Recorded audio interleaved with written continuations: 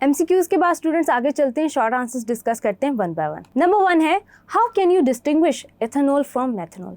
तो students it's very obvious कि iodoform test आपकी बेसिस रखता है कि आप प्राइमरी अल्कोहल को, स्पेशली एथेनॉल को, बाकी प्राइमरी अल्कोहल्स के साथ डिफ्रेंशिएट कर सको। प्राइमरी अल्कोहल्स में जस्ट इथेनॉल के रिएक्शन देता है, तो आप इसको कैसे लिख रहे होंगे, आप इसका इक्वेशन लिख रहे होंगे, केमिकल रिएक्शन जो है वो लिख रहे होंगे। देन स्टूडेंट्स आप ये लिखेंगे कि iodoform test can be used to distinguish ethanol from methanol. It will result in the formation of water insoluble iodoform which is a yellow solid, while ethanol is the only primary alcohol that gives this reaction. Methanol does not gives iodoform test. तो students जब आप reaction और आप उसकी reason लिखेंगे तो आपका answer justify हो जाएगा। क्वेश्चन नंबर 1 के बाद हम चलते हैं क्वेश्चन नंबर 2 की तरफ। Describe briefly the nucleophilic addition mechanism to the carbonyl compound. तो स्टूडेंट्स इसमें आप ब्रीफली बता रहे होंगे कि न्यूक्लियोफिलिक एडिशन रिएक्शंस एक्चुअली होते क्या हैं। स्टूडेंट्स आप इसमें ये बता रहे होंगे कि नेगेटिव पार्ट जो है वो रिएजेंट का वो कैसे ऐड होता है, इलेक्ट्रोफिलिक कार्बन के साथ रिएक्ट करता है, whereas positive part which is usually hydrogen goes to the oxygen.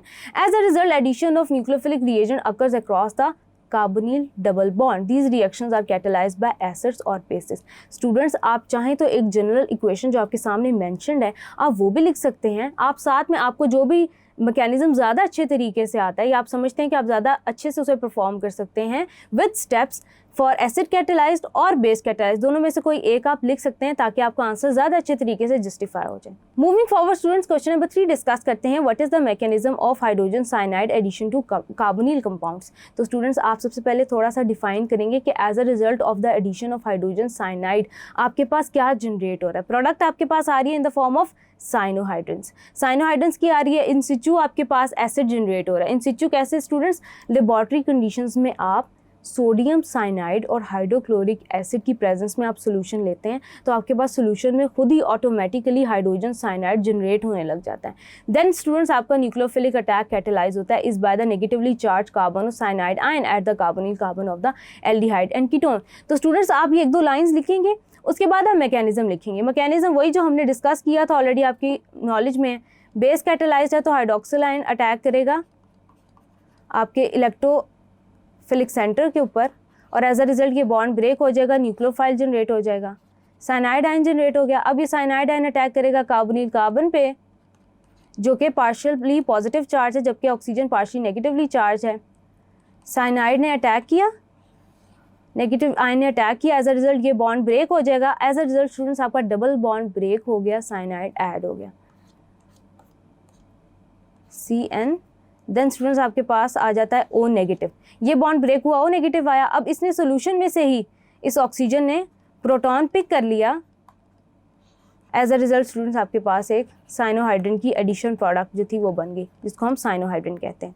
ये तो हो गया स्टूडेंट्स आपका मैकेनिज्म। आपका क्वेश्चन जब आप ये मेंशन कर देंगे तो जस्टिफाई हो जाएगा। Moving forward students question number 3 discuss करने के बाद क्वेश्चन नंबर 4 डिस्कस करते हैं, how is ethanol converted to lactic acid. तो स्टूडेंट्स मैं आपको स्टेप वाइज बताऊंगी कि कैसे स्टार्टिंग फ्रॉम इथेनॉल आप लैक्टिक एसिड जनरेट कर सकते हैं in your labs.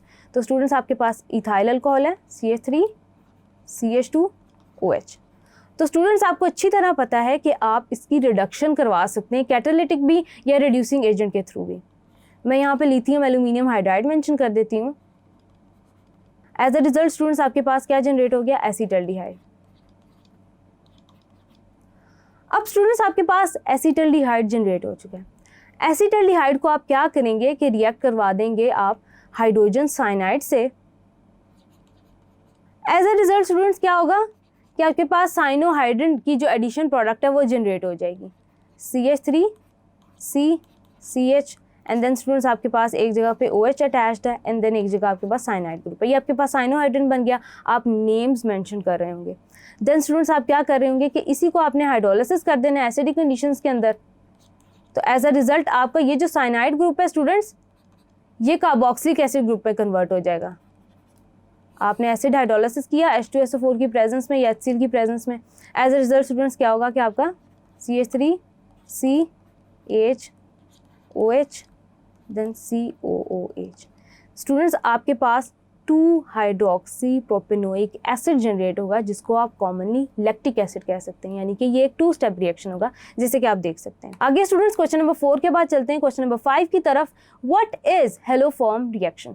Haloform reaction students आपके पास, हम स्पेसिफिकली तो डिस्कस करते हैं आयोडोफॉर्म रिएक्शंस को, लेकिन हेलोफॉर्म रिएक्शन आपके पास कोई भी ऐसा रिएक्शन होगा जिसमें आप एक्वस सोल्यूशन ले रहे हैं, बेसिक सोल्यूशन ले रहे हैं और साथ में आप कोई भी हेलोजन ले रहे हैं और ऑर्गेनिक कंपाउंड को उससे रिएक्ट करवा रहे हैं, यानी कि कोई भी हेलोजन प्रेजेंट है इंस्टेड ऑफ आयोडीन, यानी कि फ्लोरीन भी प्रेजेंट हो सकता है, chlorine, bromine and so on.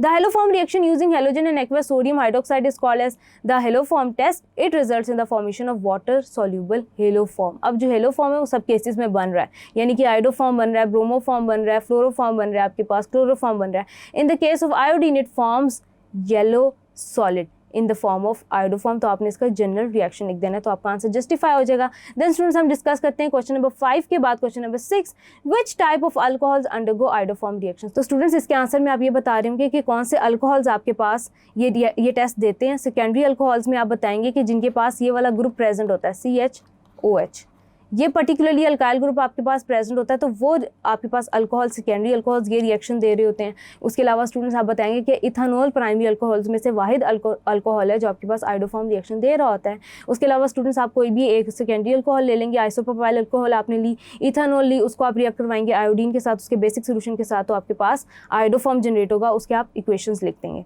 Then students moving forward आपके पास क्वेश्चन नंबर 6 से बाद हम चलते हैं क्वेश्चन नंबर 7 की तरफ। Why formaldehyde do not give aldol condensation reaction? Students ये आपको याद होगा अच्छी तरह कि आपके पास अल्डोल कंडेंसेशन रिएक्शंस के लिए एक पर्टिकुलर कंडीशन थी कि उनके अंदर अल्फा हाइड्रोजन प्रेजेंट हो। अब स्टूडेंट्स ये अल्फा हाइड्रोजन फॉर्मल्डिहाइड की केस में नहीं प्रेजेंट, क्यों नहीं प्रेजेंट? क्योंकि अल्फा कार्बन ही प्रेजेंट नहीं है।